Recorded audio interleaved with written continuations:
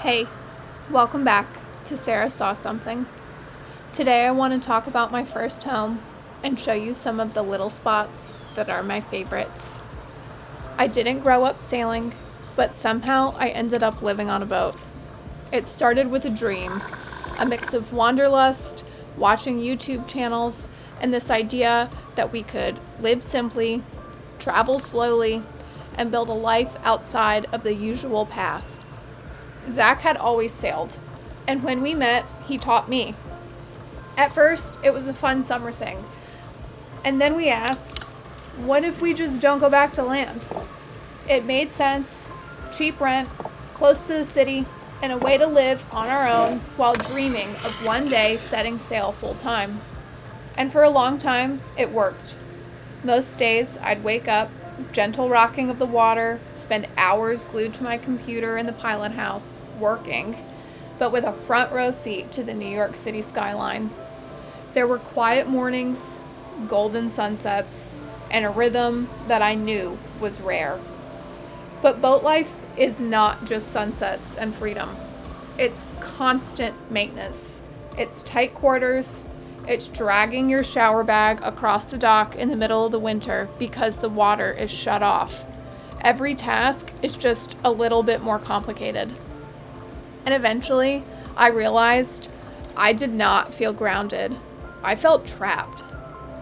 I would always run back to the mountains when things got hard, until one day I decided I did not want to run anymore. I wanted to have a place that we could call our own for as long as we need it. There wasn't a big moment, no dramatic goodbye. The boat is still here. Zach is still here. But something in me has shifted. I needed stillness and connection of a different kind. I needed to be able to put roots down somewhere, both figuratively and literally. Honestly, I feel free. People say I look happier, and they're right. I'm not sure what's next. Right now, I split time between the boat and the house, and I'm letting this chapter unfold. Do I see myself going back to the water? Maybe, maybe not. But I learned not to make anything too permanent. Life has a funny way of surprising us if we just let it.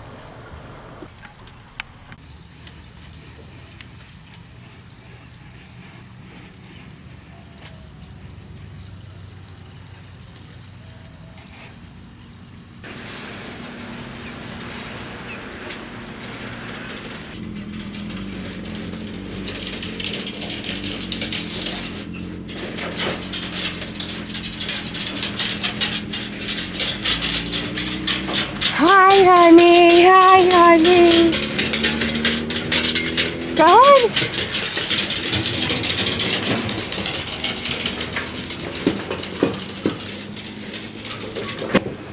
Hey. We've been coming here for the past 4 years because things got quite expensive down near the Statue of Liberty, so we decided to start moving upriver for the summers, and we love it. Do you love it, honey? Yeah. Alright. That doesn't sound very convincing. You could tell we're not in Jersey. 2 measly little slices of Taylor ham.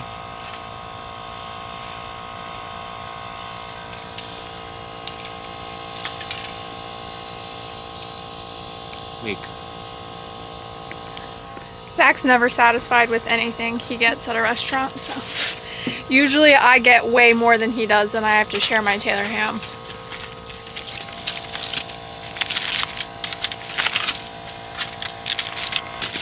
I don't get egg because egg freaks me out sometimes. It has to be done perfectly right, so I usually don't trust people with eggs. I have to make my own eggs.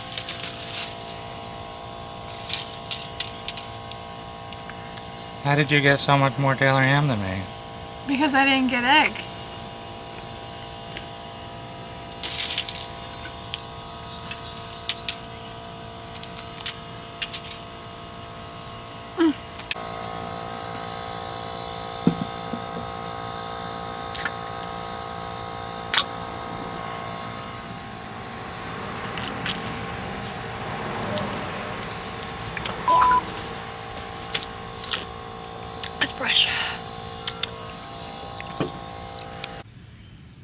Unfortunately, even at the boat, the Forerunner still needs maintenance.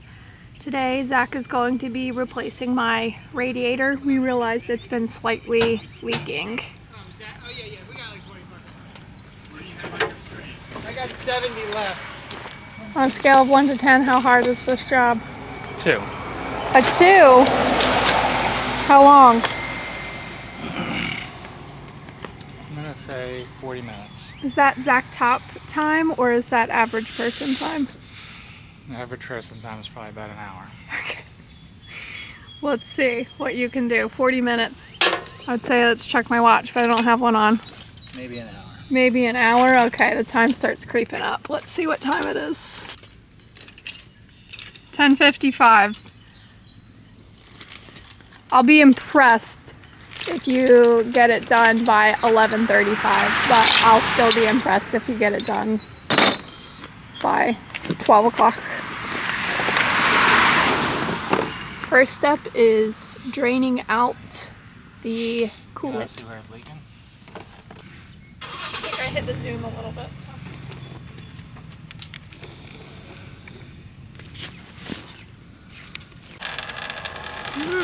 Fruit punch. Can you pull the radiator cap off? Yeah.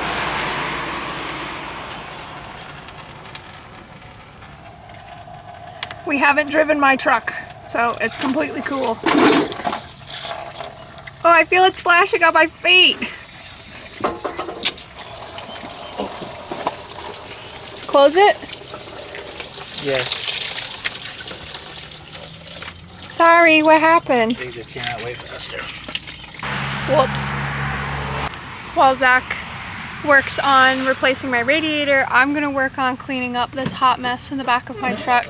I picked up this collapsible basket for like $8. Hopefully it holds up. I have a lot of like spare parts, tools, tow ropes, those kinds of things, so I want to get things a little bit more organized back here. I probably should have got more than one basket.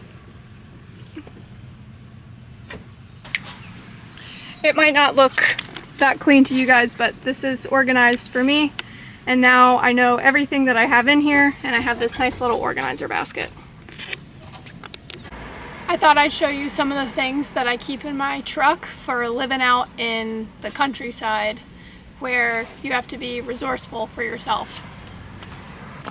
Jumper cables, duh. Mini air compressor, duh.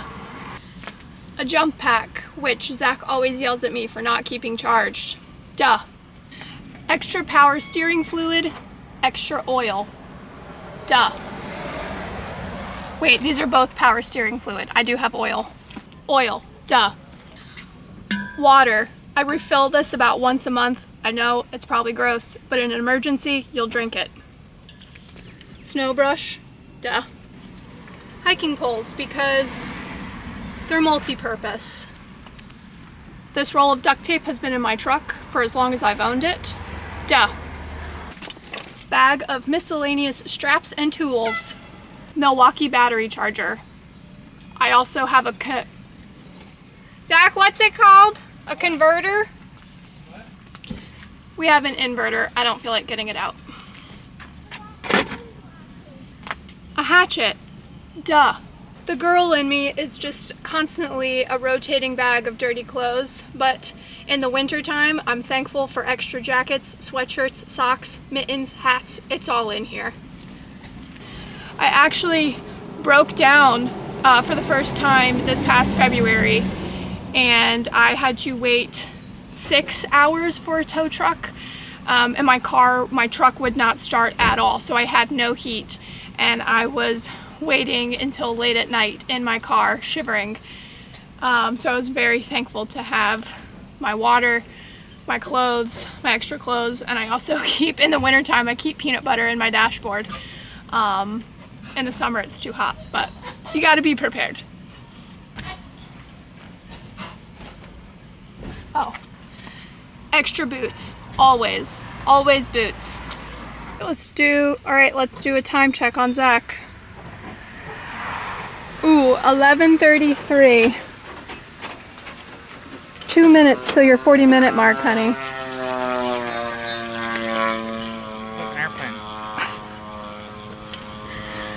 It did take a really long time for all of the fluid to drain now. The fluid's just finished draining. Okay. So maybe we should start Time should start now. We should start the clock now. I don't know, should we give it to him? We'll give it to him. We'll give him 11:35. So you have until 12:15.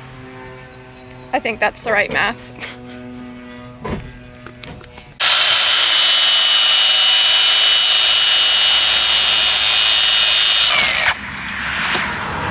Sometimes you gotta customize parts for your really old 4Runner because you don't know what the previous owners did.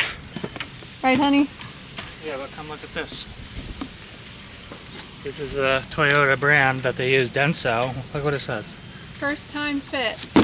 We're making it fit the first time.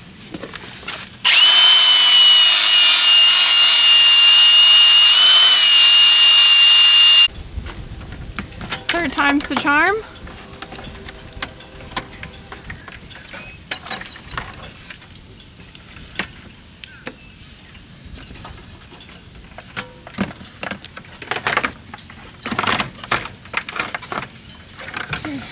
What am I doing? Put it in backwards. Oh, I can cut that out, honey.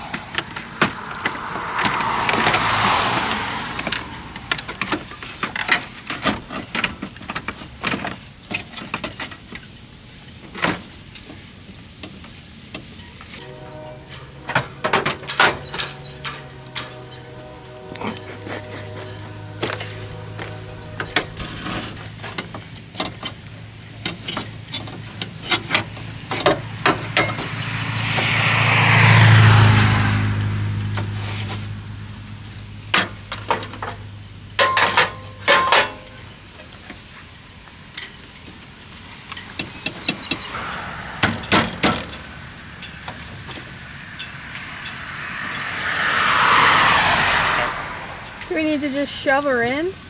It's in. Oh. What'd that pry bar do for you? There's a little silly little tab in there that's supposed to like help you indicate it, but it wasn't in the right spot.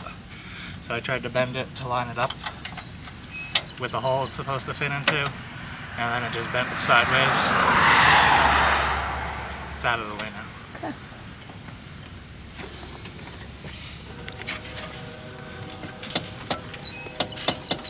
Now I just gotta connect everything back. Yeah.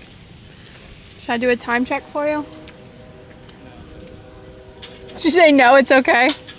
I'm already past them. No, you're not. You're at 12:10. You got 15 minutes from the time when you said that the fluid stopped. So, think you can do it in 15? I believe in you, honey. But also don't rush, because there's no need. We're just going to Cheesecake Factory to meet my brother and his wife and my niece and my dad and my sister and Drewby. Do you see me? Again. Again. I mean, okay, Zach's putting the last thing back on. It's done. Just gotta fill it. 12:24. I think you did it. I think that was 40 minutes. Sans emptying the coolant and filling the coolant. Zach Top for all your needs, no matter what they be. Anybody else really want to drink the coolant because looks like forbidden Gatorade? Speaking of drink, do you want to get an ice cold jug of water? A what? An ice cold jug of water? For what? For you? Yeah. Do you want me to go get you water? Okay. When I come down state, I make sure I get all my cravings in. I'm hungry.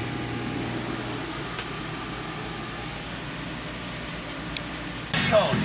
And so does this guy. His special kebab starts with eggs, cracked straight into the hot oil. Did you even chew it? Then they're mashed into the kebab meat mixture along with all... Good morning. I was supposed to head back up to the house this morning, but I didn't wake up in time and now I have an early meeting for work, so really hoping my plants are going to be okay for another day. It's been pretty chilly at the house. The high today is only 68, so at least they're not getting scorched in the heat.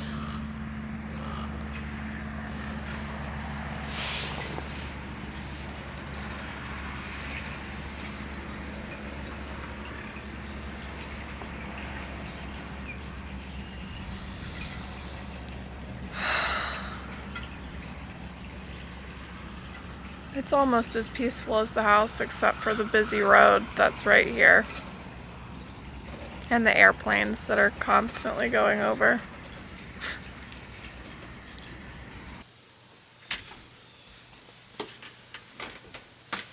Welcome back to the woods. I'm in a sweatshirt and jeans because it was 54 degrees when I woke up this morning. 2 hours north of here, maybe a little less than that, 34 degrees last night in July. Anyways, I'm back home. I came back because there was rain in the forecast, so I thought my garden would be okay. I have a camera set up back there that I watch them and talk to them every single day. But the rain never came, and so I needed to come on back so that I could get them taken care of, because I do not want to lose out on all of the work that I've put in, and also they deserve to be taken care of. Anyways, let's go take a look at the garden.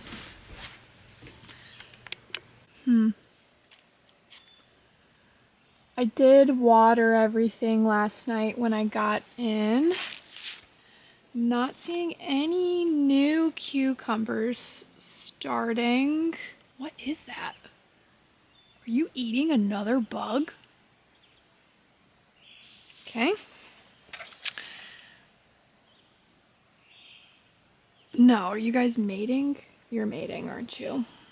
This cucumber is doing quite well. Looking beautiful. This one's still a little bit small, even though this was the first cucumber I noticed.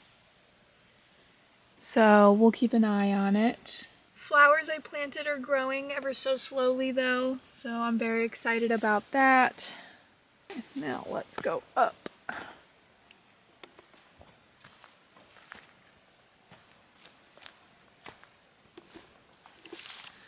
Tomatoes are looking great. We got these two are looking really great.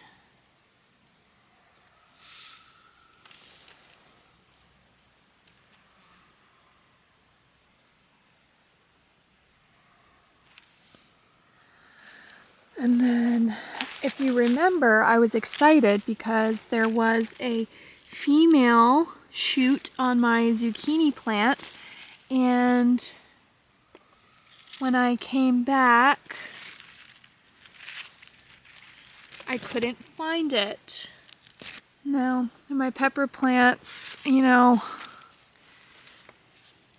they're here. They're not really getting much bigger. These tomato plants that got in late are, you know, I assumed they were stunted. They do look stunted. This tomato plant looks to be doing okay. There's even, oh yeah, we have a couple of little tomatoes over here. Onions are onioning. Yeah, still really not sure if I'm gonna get any zucchini this year or peppers. Harvest is looking a little sad at the moment.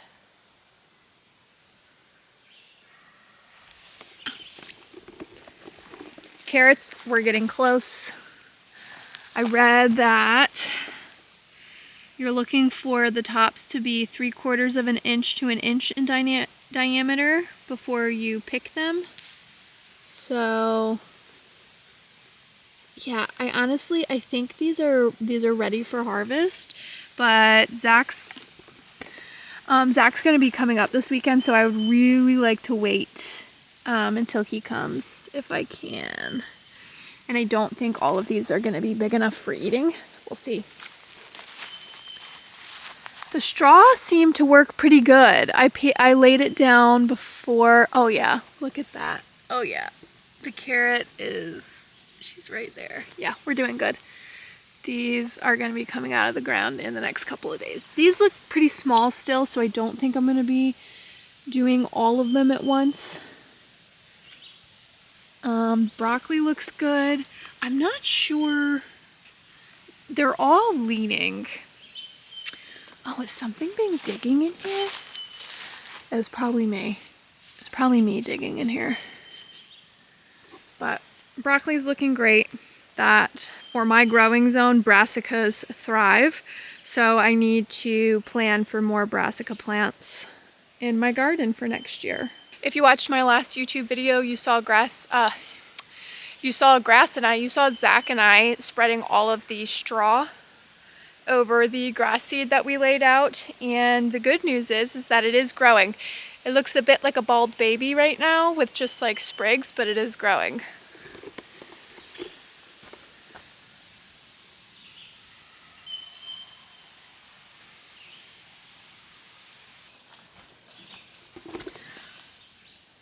Little chamomile flower doing well. I need to come weed. Everything needs to be weeded. You know, I've said before, it's been a cold and rainy season here so far. So I think, unfortunately, I'm not getting to see the property at its fullest potential. So I am learning a lot though. Like, look at my hostas. The deer went to town.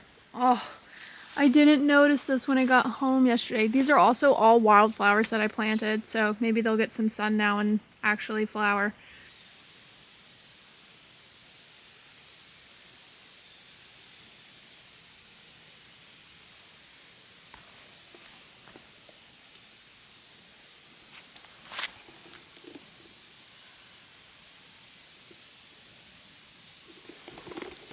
I'm very happy with the flowers that I found so far on the property, but I want to see them booming. I want to see flowers everywhere. I harvested my rhubarb back in, was that in May? I think it was sometime in May, and it definitely is coming back, but it doesn't seem like it's coming back as quickly as it did. Everything seems to be surviving. Maybe not necessarily thriving, but hey, we're all doing that right now.